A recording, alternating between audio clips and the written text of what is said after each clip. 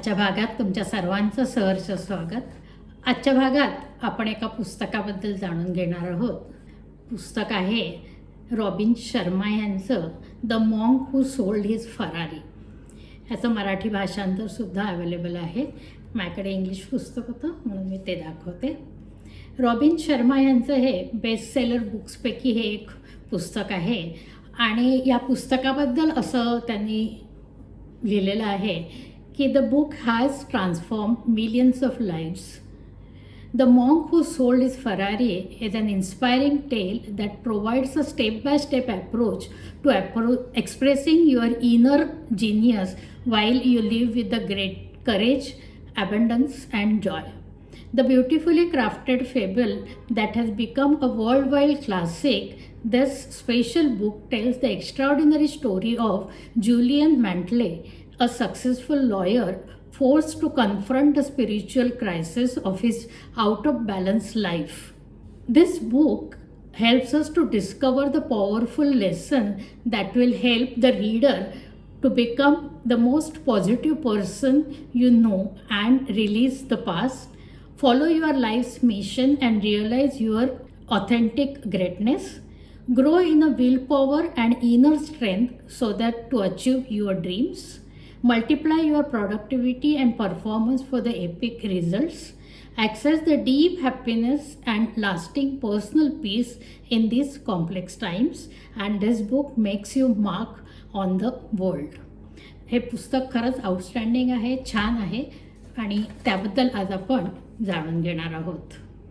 हे जे पुस्तक आहे हे जुलियन या व्यक्तीच्या जीवनावर च्याबद्दलचं आहे. त्याचा पूर्ण जीवनक्रम हे पुस्तक आपल्याला सांगतं. जुलियन ही अतिशय श्रीमंत आणि व्यवसायात अगदी यशस्वी अशी एक व्यक्ती आहे. उच्च स्तराचं त्याचं राहणीमान आहे. कॉर्पोरेट क्षेत्रात वकिलाचा व्यवसाय तो करतो आणि त्याचे क्लायंटही खूप श्रीमंत असे आहेत. सर्व भौतिक सुखसोयी असणं आणि समाजात मानाचं स्थान असणं याला तो खूप महत्त्व देतो आणि ते साधण्यासाठी आणि टिकवण्यासाठी अपार कष्ट घेत असतो. हे करण्यामध्ये तो स्वतःकडे आणि आपल्या नातेवाईकांकडे दुर्लक्ष करत असतो. त्यातून त्याला एके दिवशी कोर्टरूममध्ये केस चालवतानाच हृदयविकाराचा तीव्र झटका येतो आणि तो कोसळतो. त्याला तातडीने दवाखान्यात नेण्यात येतं. उपचार सुरू होतात. दवाखान्यात त्याला आराम करायला सांगण्यात येतं आणि ह्या काळात तो स्वतःच्या मनाशी विचार करत असतो.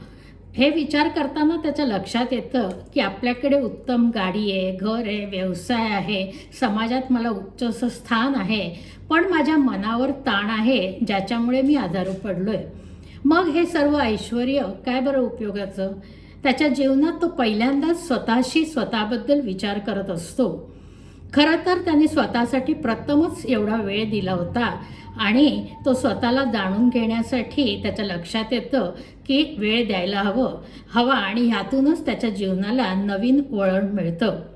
तो विचार करतो की हिमालयात जे काही साधू संत आहेत ते मला मदत करतील आणि म्हणून मग तो दवाखान्यातून जेव्हा त्याला सोडणार असतात त्याचपूर्वीच तो त्याची जी धनसंपत्ती असते ती सर्व विकून टाकतो आणि तिथून हिमालयात येतो. हिमालयात साधूंच्या समूहाची त्याची भेट होते आणि त्या समूहात तो सामील होतो. मनशांतीचे धडे त्याला शिकायला मिळतात.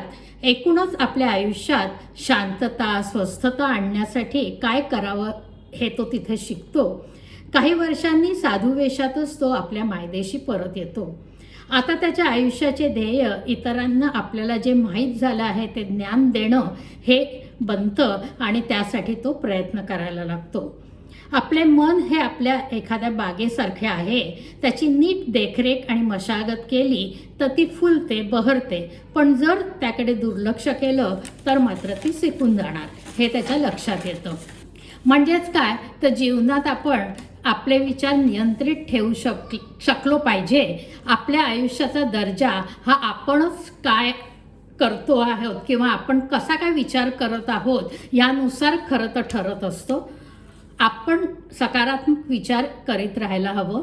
आपण सकारात्मक परिणाम डोळ्यासमोर ठेवून ते साधण्यासाठी सतत प्रयत्नशील राहावं.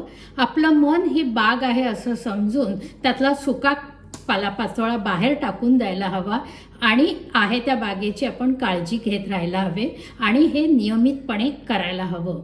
या 4 गोष्टी त्याच्या लक्षात येतात आणि तो हे इतरांनाही सांगतो. या सर्वांमध्ये नियमितपणा, सातत्य अतिशय गरजेचं आहे.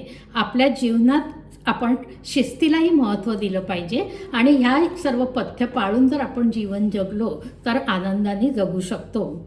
आता हे करायचे तर आपल्या आयुष्याचे ध्येय काय हे पण ठरवणं गरजेचं आहे. शॉर्ट टर्म आणि लाँग टर्म गोल काय आहेत हे आपण स्वतः लिहून काढावेत. त्यासाठी मी काय करायला हवं हे त्यानंतर लिहावं. म्हणजे आपण जो काही गोल ठरवलं आहे आयुष्याचे ध्येय ते गाठण्यासाठी मी काय काय करायला हवं तेही लिहून काढावं. मग माझं ध्येय इतरांसाठी कसं उपयोगी पडेल ह्याचाही विचार त्यात व्हायला हवा. एखाद्या दीपस्तंभासारखं आपण असायला हवं. आपला उजेड इतरांना त्यांच्या प्रवासाची दिशा दाखवू शकला पाहिजे. लेखकाने हे कसं साध्य करता येईल हे सांगण्यासाठी पुस्तकात पुढे मार्गदर्शन केलं आहे.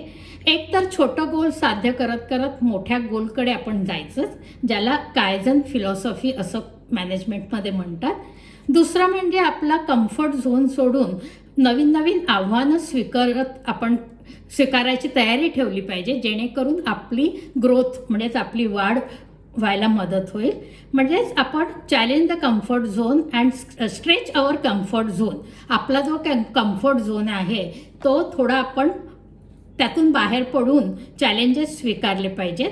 आणि तिसरी गोष्ट म्हणजे स्वतःला आपल्यात बदल घडवून आणण्याचे ठरवले आहे ते आणखीन थोडं थोडं आपलं हळूहळू एक एक पायरी पुढे पुढे जाण्यासाठी प्रयत्नपूर्वक राहिलं पाहिजे. म्हणजेच काय तर सिम्बॉल ऑफ सुमो व्रेस्टल्स म्हणजे push our limits and strive for the better life. बेटरमेंटसाठी आपण सातत्याने नियमितपणे प्रयत्न करायला हवे. रोज काहीतरी नवीन नवीन शिकायला हवं.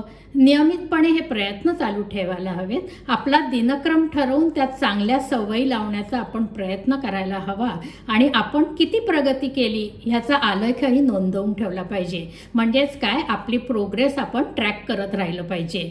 प्रत्येक क्षण वर्तमानात आपण जगावा. आपल्या कामकाजात क्रमवारी असावी. प्रायोरिटायझेशन म्हणजे कुठली अग्रक्रमाने करायला हवं, कुठल्या कामांना कमी महत्त्व हवं आहे, कुठल्या टास्क अर्जंटली करायला हवेत हे आपण ठरवायला हवं. वेळेलाही आपण महत्त्व देऊन सतत प्रयत्नशील राहायला हवं. तर मंडळी, मला वाटतं की आपण पण जर रोज दिवसभर मी काय करणार आहे ह्याचा प्लॅन केला आणि त्यात वेळेचा सदुपयोग घेऊन म्हणजे वेळ वाया न घालवता उपयोगी पडणाऱ्या गोष्टी नीटनेटकेपणे करत गेलो तर दिवसाच्या शेवटी आपल्याला आनंद आणि समाधान नक्कीच मिळेल. दिवसभरात मी काय केलं, दिवसाचा जसा दिनक्रम करतोय तसंच हळूहळू वर्षाचा आणि आयुष्याचा ध्येय आपण ठरवून त्याप्रमाणे आपण वाटचाल करत राहिलो तर समाजाला उपयोगी पडेल असंही काम आपण करू शकू आणि आपलं ध्येय आयुष्याचंही गाठू शकू. आपलं आयुष्य वाया गेलं असं होणार नाही. तर यशस्वी, आनंदी, समाधानाने जगण्यासाठी हे मार्गदर्शन करणारं असं हे पुस्तक आहे. आपण हे सगळ्यांनी जरूर वाचूया. याचं मराठी भाषांतरसुद्धा अवेलेबल आहे. मराठीतही वाचता येईल. मूळ इंग्लिश पुस्तक ते आहे. 2003मध्ये ह्याची पहिली आवृत्ती आली होती. त्यानंतर त्याच्या आवृत्त्या वेगवेगळ्या येत गेल्या आहेत. तर हे असं होतं रॉबिन शर्मा यांचं पुस्तक. आशा करते की तुम्हाला हा भाग आवडला असेल तर लाईक करा, इतरांशी शेअर करा आणि आमचं चॅनल सबस्क्राईब केलं नसेल तर सबस्क्राईब करावी विनंती. आज इथेच थांबूया. भेटूया पुन्हा नवीन भागात नवीन विषयासह. तोपर्यंत नमस्कार.